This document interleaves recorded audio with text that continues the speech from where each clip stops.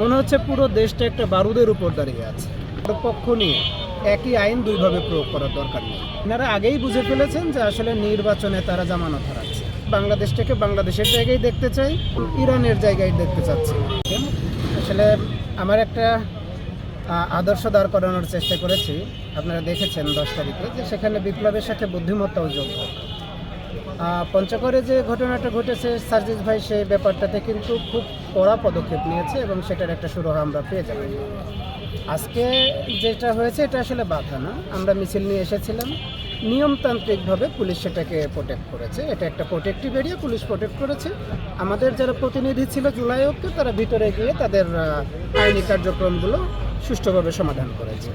আমি এখানে এসেছিলাম মূলত আমার কাছে মনে হচ্ছিল যে জুলাই ঐক্য এই প্রথম একটা কাজ করলো যারা আইনিভাবে এবং রাজপথে সমানভাবে তারা সফলতা পেতে যাচ্ছে। আপনারা দেখেছেন যে তারা কোর্টে এই ব্যাপারটা নিয়ে একটা রিট করেছে এবং সেটার একটা ফলাফল কিন্তু আমরা পেতে যাচ্ছি।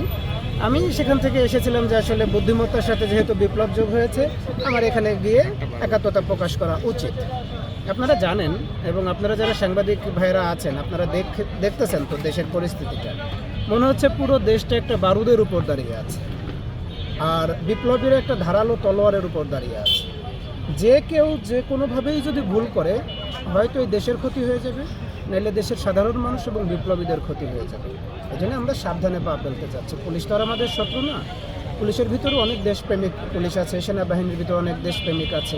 দেখেন, আমরা সামনে নির্বাচনটাকে কেন্দ্র করে আমরা কোনোভাবেই বেআইনি সমাবেশ, বেআইনিভাবে কোনো কাজ করব না, আইনিভাবে আগাবো। আর পুলিশ যারা আছে, সেনাবাহিনী যারা আছে, আইন শৃঙ্খলা রক্ষাকারী বাহিনী যারা আছে এবং সেই সাথে সিভিল প্রশাসনের দায়িত্বপ্রাপ্ত যারা আছে, সবাইকেই একটু অনুরোধ করব, দেখেন কারো পক্ষ নিয়ে একই আইন দুইভাবে প্রয়োগ করার দরকার নেই।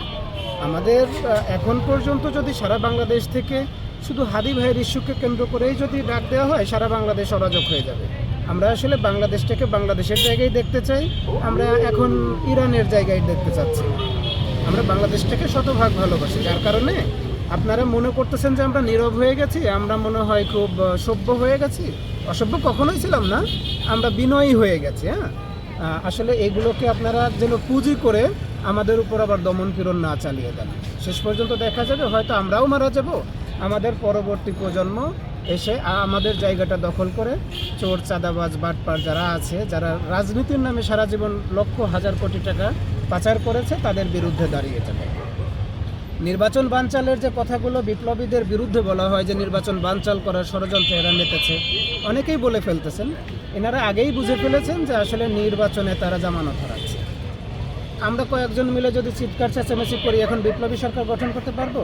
আমরা কয়েকজন মিলে যদি রাস্তায় দাঁড়িয়ে যাই আমার যৌক্তিক আন্দোলন করার জন্য, আমি কি আপনার নির্বাচন বাধাগ্রস্ত করতে পারবো না? আপনি ভুল বুঝতেছেন, আপনি রাতের স্বপ্ন দেখে ফেলছেন যে আমি মনে হয় এই নির্বাচনে আর জিততেছেন। এখন কি করা দরকার? বিপ্লবীদের ঘাড়ে একটা দোষ চাপিয়ে দিয়ে আমার কোনোভাবে এই মাঠটা ছাড়া দরকার না। মাঠে আপনি থাকেন, আগামী নির্বাচন যদি হয়, আইনশৃঙ্খলা পরিস্থিতিটা উন্নতি হোক সে আশা করব। আর জামাত এবং বিএনপির মাঝে যে একটা হাড্ডাহাড্ডি লড়াই হবে, সেটাও আমরা উপভোগ করব। কেউ কাউকে দোষ না দিয়ে শতভাগ দেশপ্রেমিক হয়ে আপনার নির্বাচন করেন। নির্বাচন করলে একটা ভালো ফলাফল আসবে, দেশটা গণতান্ত্রিক পথে এগিয়ে যাবে।